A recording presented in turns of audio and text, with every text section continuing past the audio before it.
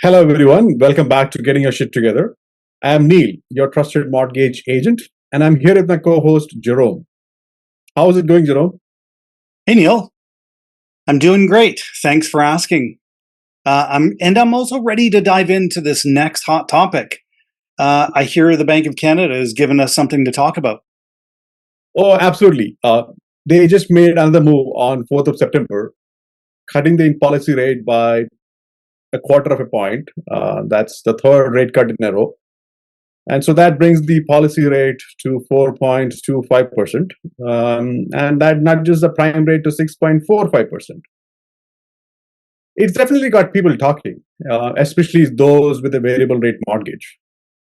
Those of us with a variable rate mortgage who were battered in the years 2022 and 2023 with the unprecedented hikes we witnessed. So, this is a very welcome relief for us, the survivors. Yeah, it's interesting.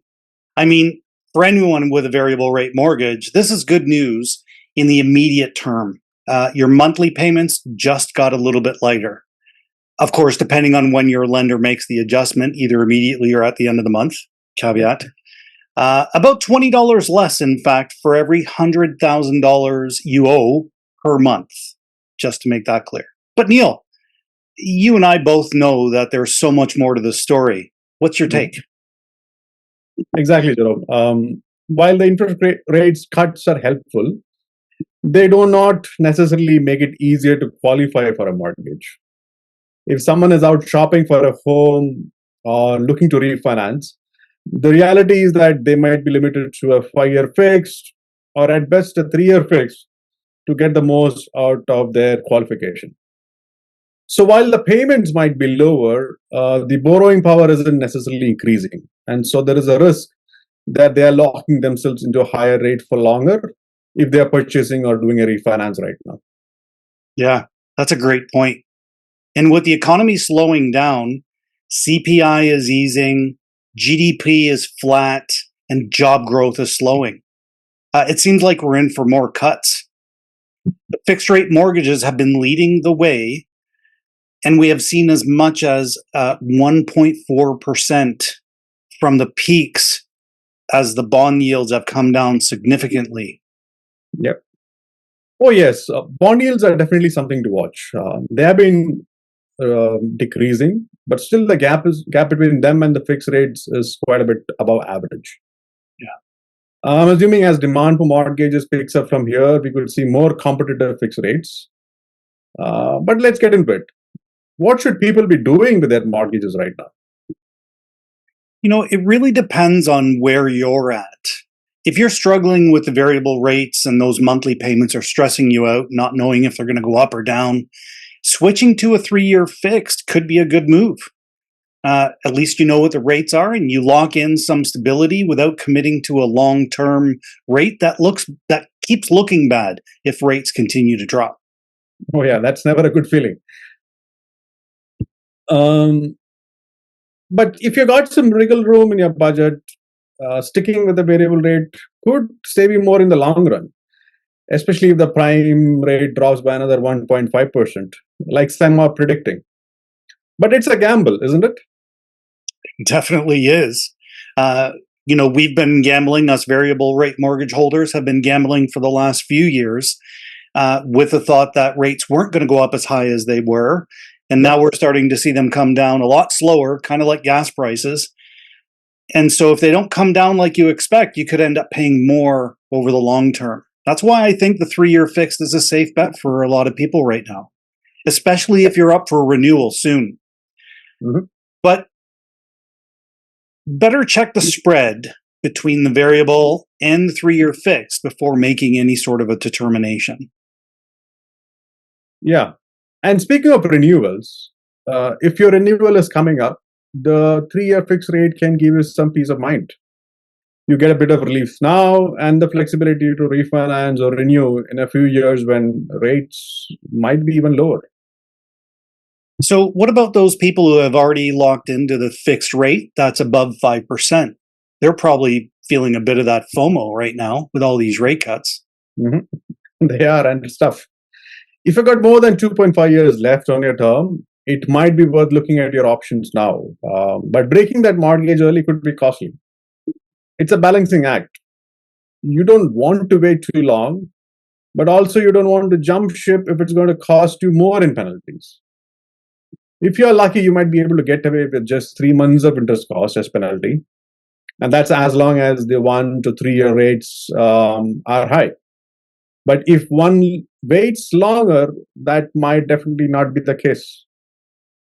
And that's where getting personalized advice is key. Everyone's situation is different, and a one size fits all approach just doesn't work. Exactly. Now let's pivot to potential home buyers. With rates falling, some might think about waiting to see if they can snag an even better deal down the road. But Jerome, what's the risk in that? It's tempting to wait, but here's the thing. By the time rates bottom out, the real estate market could also be heating up again.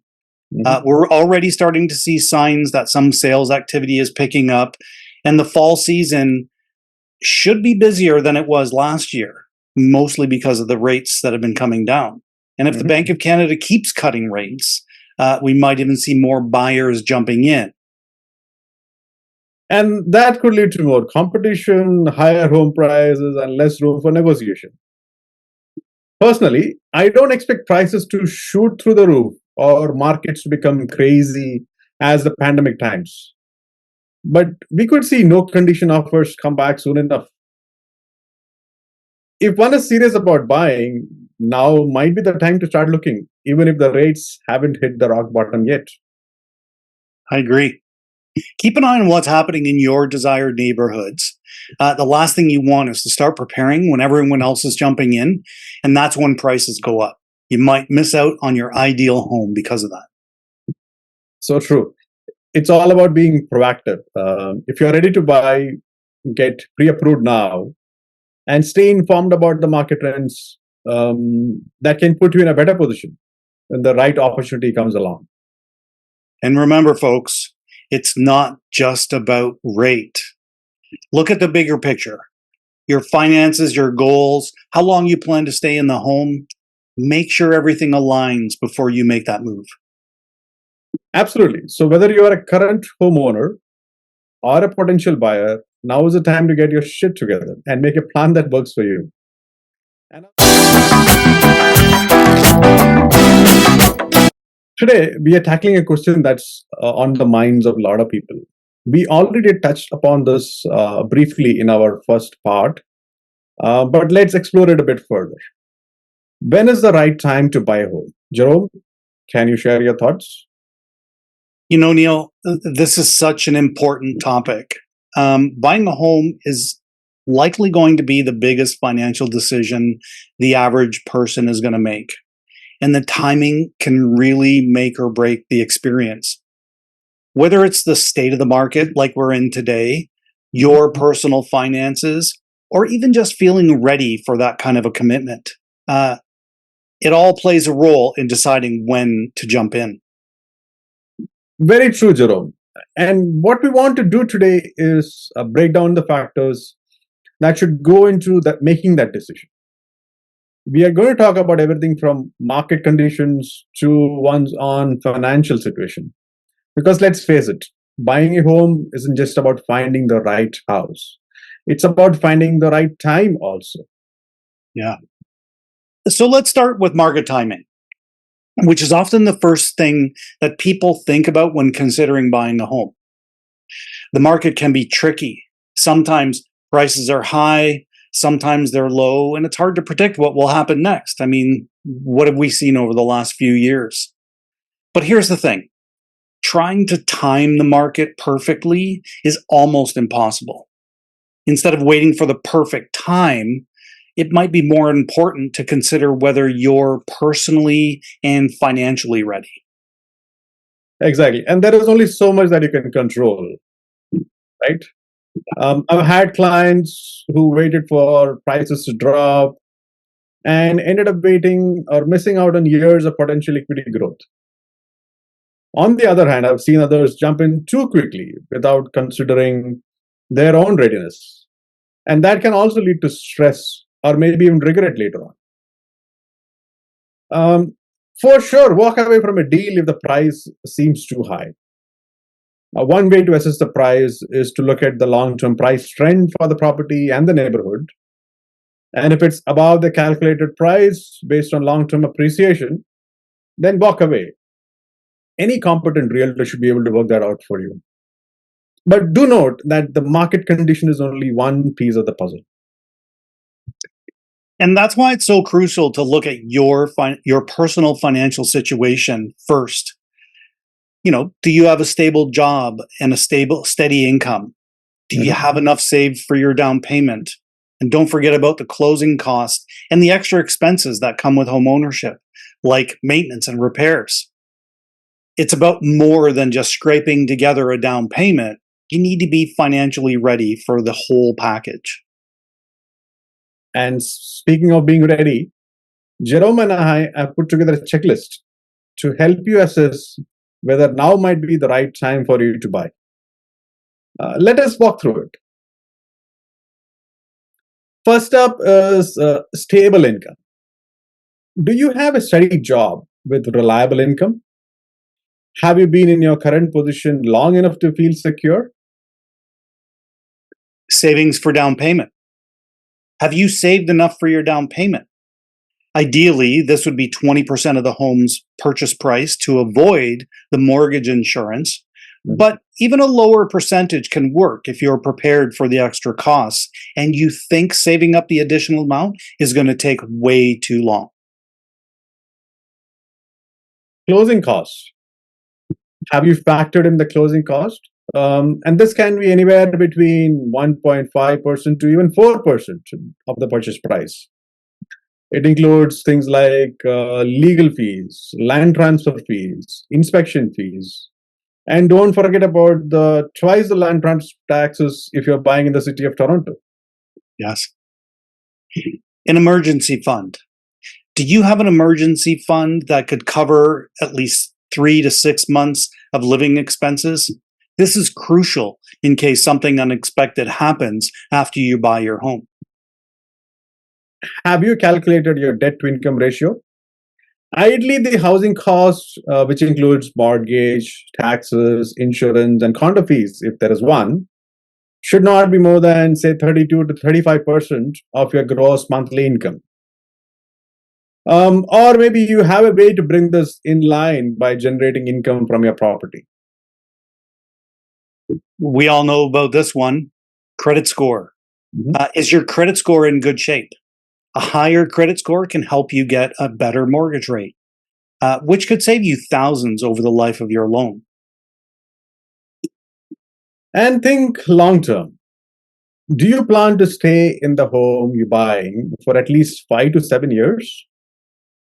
Buying a home is a long term commitment, and selling too soon could mean losing money in transaction costs. So think about realtor fees to sell, market fluctuations, and whatnot.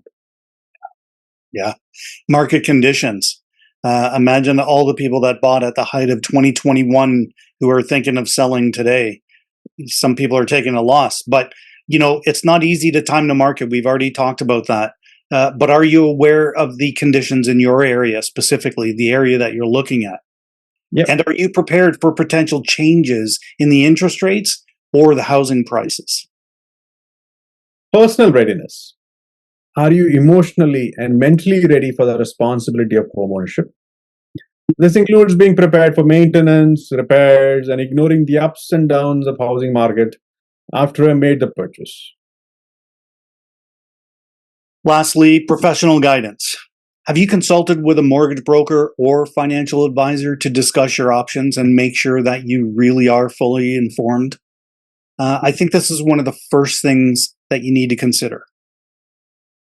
Yeah, and so those were the 10 things on your checklist. If you can check off most of these items, you might be in a good position to start seriously considering buying a home. But if not, that's okay. It just means that you've got some work to do before you're ready. Exactly. And if you're not quite there yet, Focus on what you can control. Build up your savings, pay down your debt, work on boosting your credit score if any of those things are an issue. When you've got these bases covered, you'll be in a much stronger position to buy when the time is right for you. And you'll feel more confident as well. So if you're thinking of buying a home, use this checklist to help you figure out if now is the right time for you. Remember, it is not just about what the market is doing. It's making sure you're financially and personally ready for that commitment. And if you're unsure where you stand, that's where we come in. We're here to help you assess your situation, explore your options, and make a plan that works for you. The right time to buy is when you're ready, not when someone else says you should be. So true. So thanks for turning into this episode of Getting Your Shit Together. We hope you found the checklist useful, and we look forward to bringing you more insights in our next episode. And remember, if you're thinking about buying a home, take your time, get your finances in order, and reach out if you need any guidance. We are here to help you every step of the way. Thank you.